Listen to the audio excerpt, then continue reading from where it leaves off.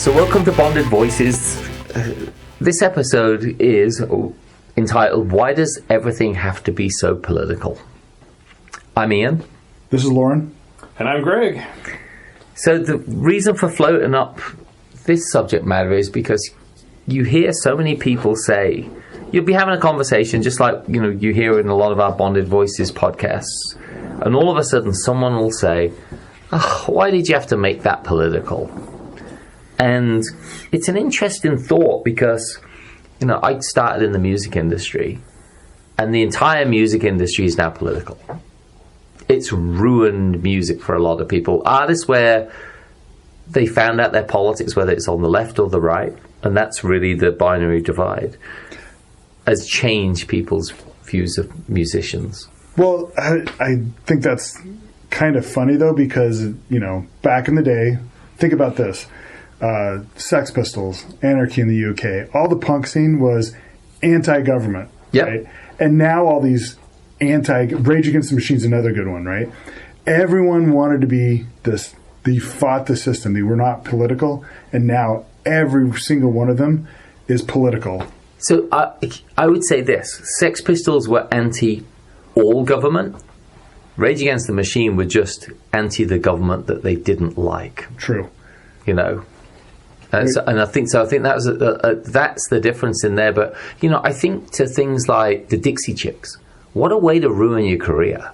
Sure. Right.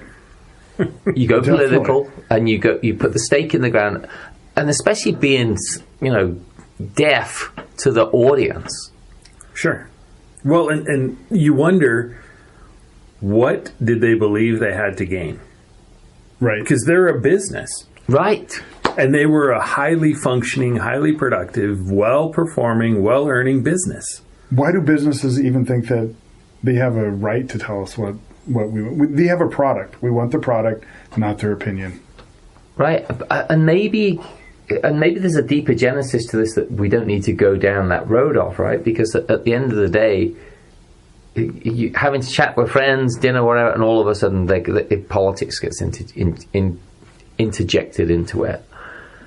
It made me actually think, and I looked it up about, what does the adjective political mean? It's relating to the government or the public affairs of a country.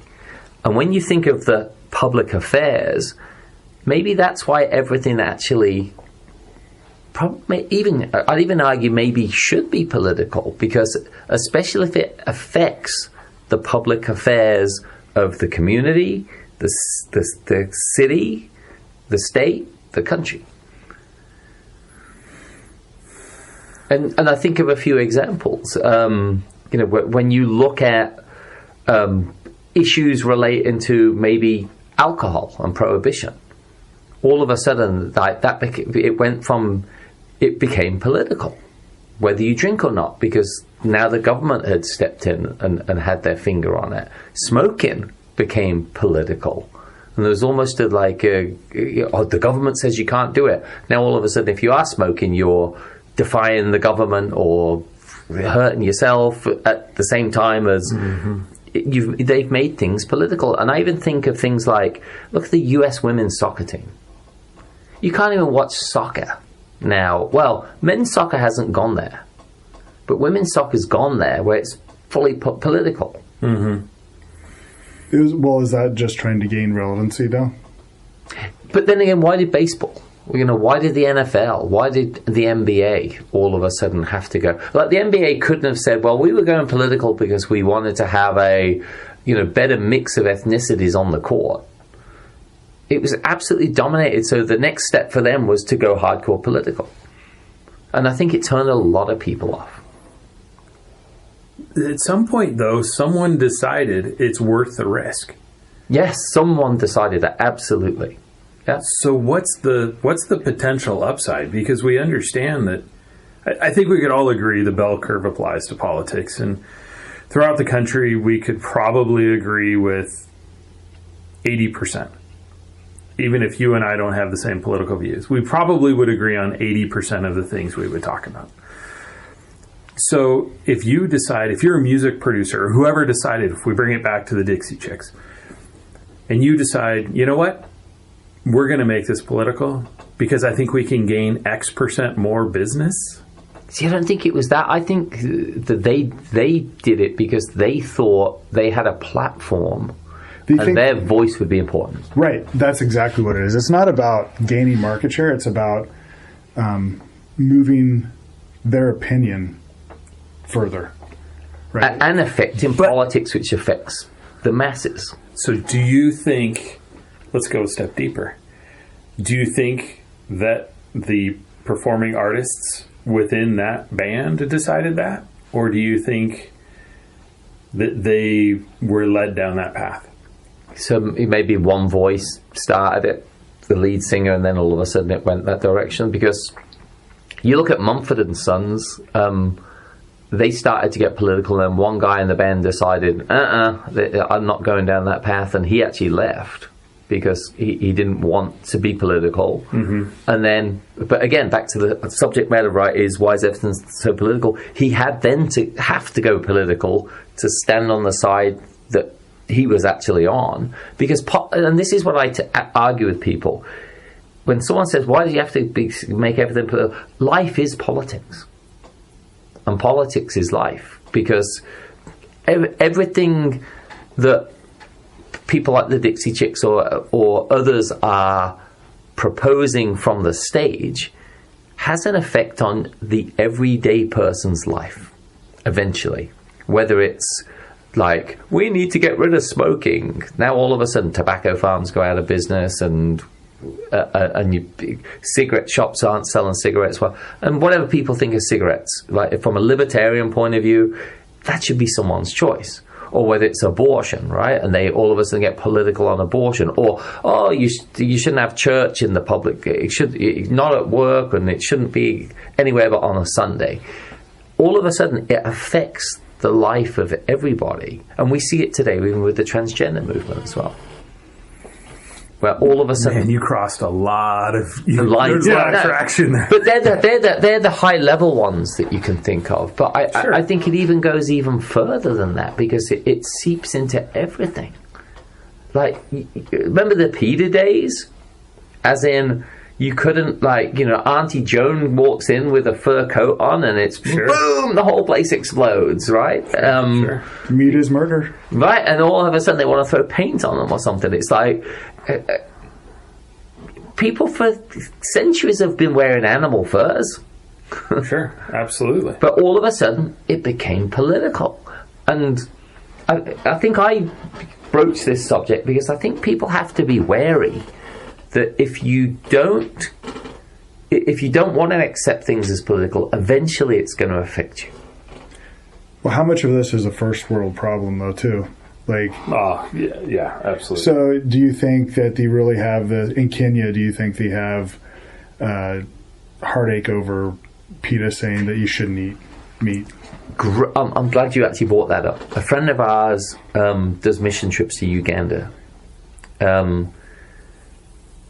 Uganda's now in a situation where, from what I understand, there's the Chinese influence in there, there's rebel influence in there, and there's a very authoritarian, I think it's Muslim population who are, anyone who's gay or transgender is being executed. And so politics becomes life. And I think even if you look in countries where, look at, you brought up Venezuela the other day on a conversation. I think the people of Venezuela weren't paying attention, and before it got too late, they went from a great thriving country to now an impoverished, if they didn't have oil, right. They have nothing. Well, I think everyone wants to do the right thing, and everyone's got a different version of what the right thing is. Everyone's opinion is different. Sure. But everyone is in agreement. We want to make the world a better place. There's one side thinks, we've got to get rid of cars and right. Everything's electric, and the other's like, well, let's do something else, like let's go to nuclear energy instead of solar panels, whatever, right? But there's so many different sides to it, and then only the media gets involved, and they push one narrative because, hey, they have their horse in the race, and that's what they want to win. Sure. Well, where my mind went when you asked the question of, is it a first world problem, is if you're in a situation where your basic needs are met and you have concerns, but they're concerns on, am I driving the right car for social status? Am I living in the right neighborhood for social status? What have you? Those become not necessarily requirements to live. It's based on your personal preferences. And so where my mind went when you brought that up, Lauren, was, is it a factor of we as consumers spend too much time on things that may or may not be as relevant, whereas people in a third world country are fighting just to survive, where they're working exorbitant hours for very low wages, where they're living in a structure that they're hoping doesn't rain because the roof is insufficient, and they're hoping that their child is going to recover from this disease, that they don't have modern medicine to help solve that problem. So are they as worried or as active politically? I would imagine that their conversations probably are not as politically motivated as some of our conversations are. But the reason I looked it up and really focusing on the idea for the public affairs, right? So that's outside of government. But so you imagine a small village in Kenya, or whatever, their worry is food. You can understand them not worrying about even the public affairs of too great because they're just worried about eating. Mm-hmm. But once that's somewhat stabilized, then the conversations around the dinner table or become a little bit more around what's happening in the community. And the community is just a microcosm of a country. Sure. Which is a microcosm of a state, province, city, community. And then it becomes important.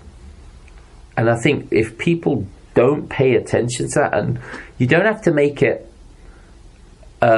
divisive, but I think it needs to be discussed, and especially amongst the elders and other people within that community needs to be like, where's this going? Well, I think it's always going to be divisive now, just because we have, just like our last podcast talking about disconnecting, everyone has this instant feedback.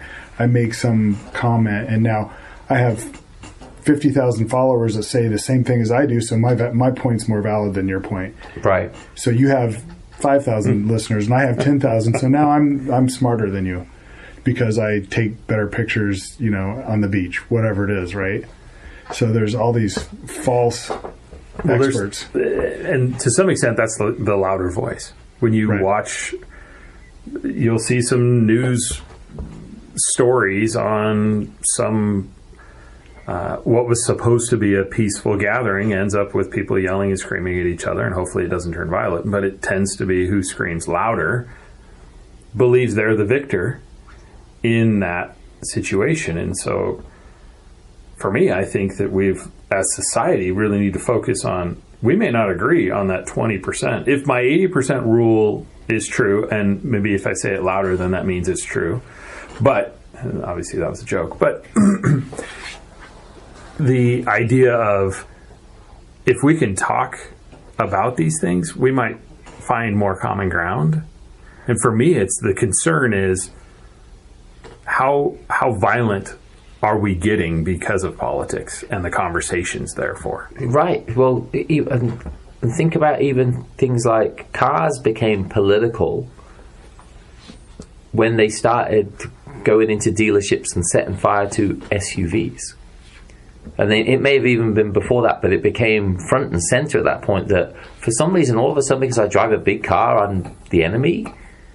And now we're getting to a stage where, how long before, if you drive a gas car, are you the enemy? So it's become political. Sure.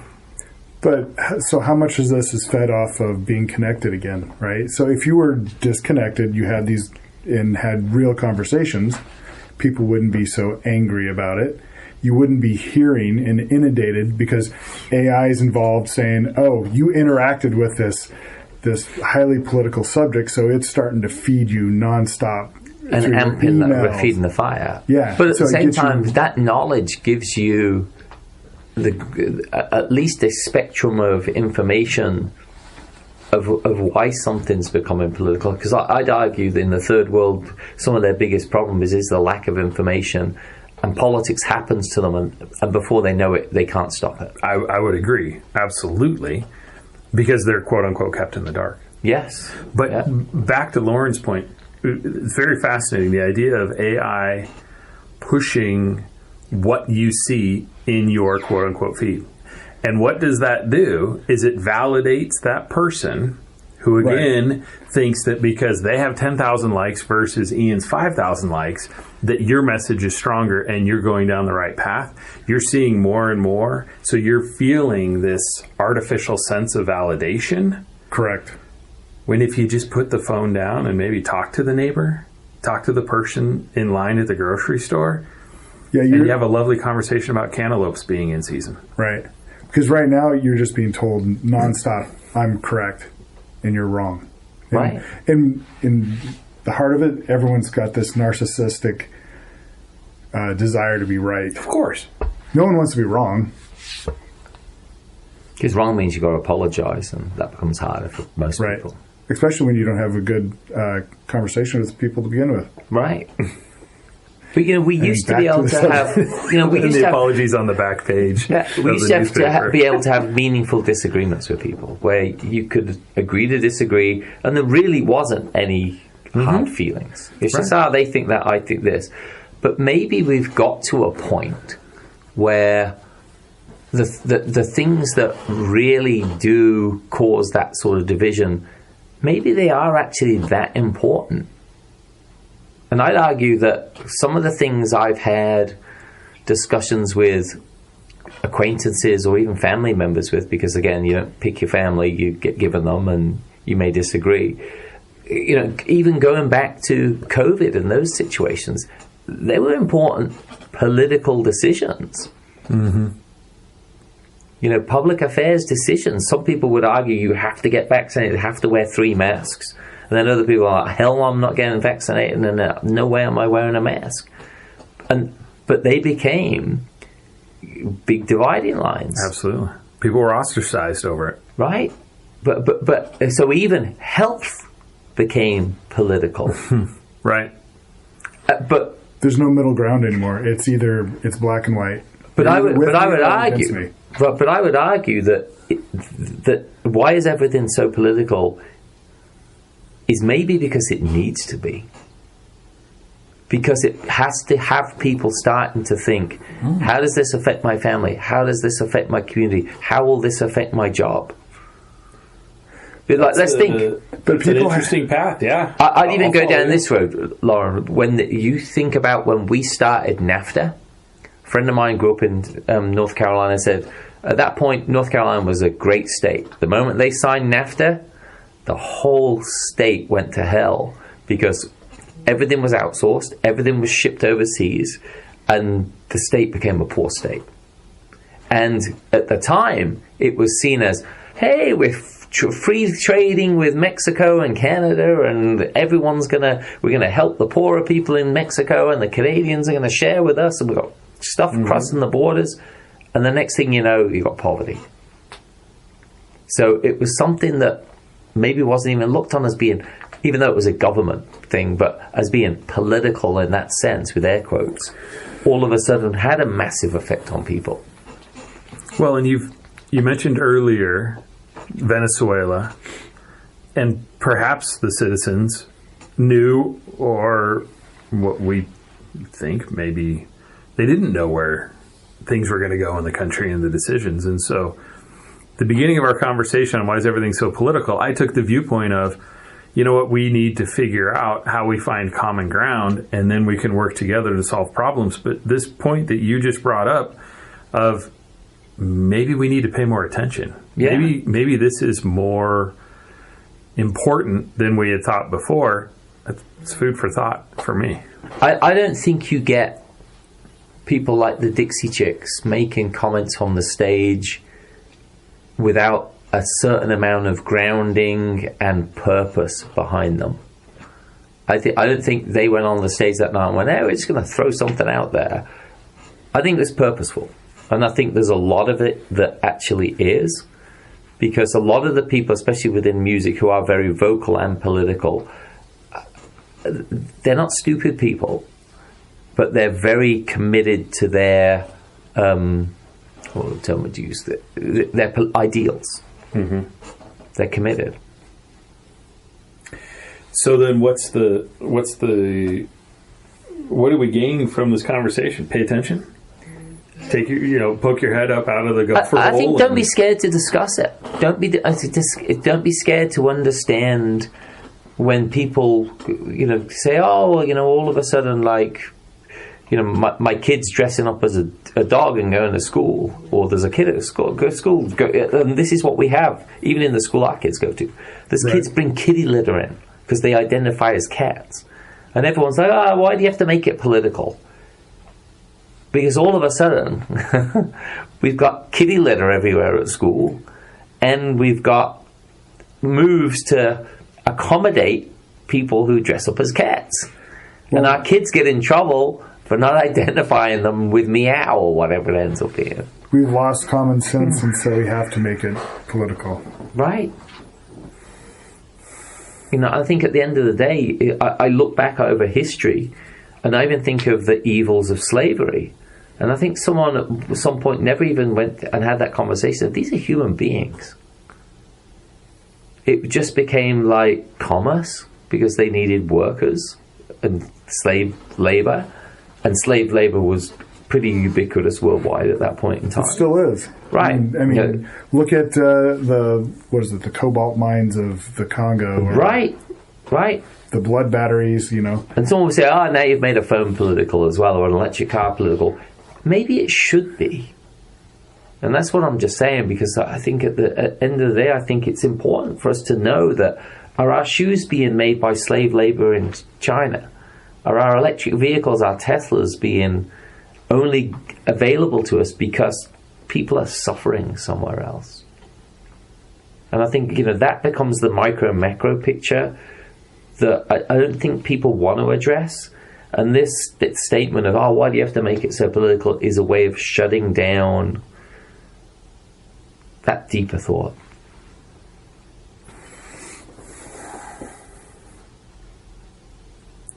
So I think if we go back to the social media validation, maybe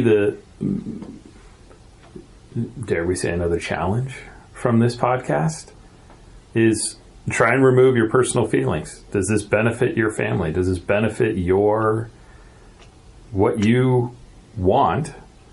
Rather than, it's my team, it's my, I always love this particular team and this is the stance they've taken, so I agree with them. I think this is an opportunity for us to take a deeper look at maybe things should be more political, and maybe you need to take it a couple steps deeper. My challenge for everyone would be, whenever you get that hair on the back of your neck raised up, think to yourself, what's the micro effect of this subject, and what's the macro effect? I don't like to be confrontational on those type of things. So personally, it would be hard for me, but I would say definitely challenge people into the conversation. Going back to having conversations with people, because maybe they just don't see it from your viewpoint and you don't see it from theirs. So the first step is a conversation. Yeah. So I know you probably listen to this podcast thinking to yourself, how ironic. Why does everything have to be so political, and they've made the podcast political? That's the way it is. But that's it for this episode. And we will see you next time on Bonded Voices. That's a wrap. See you next time.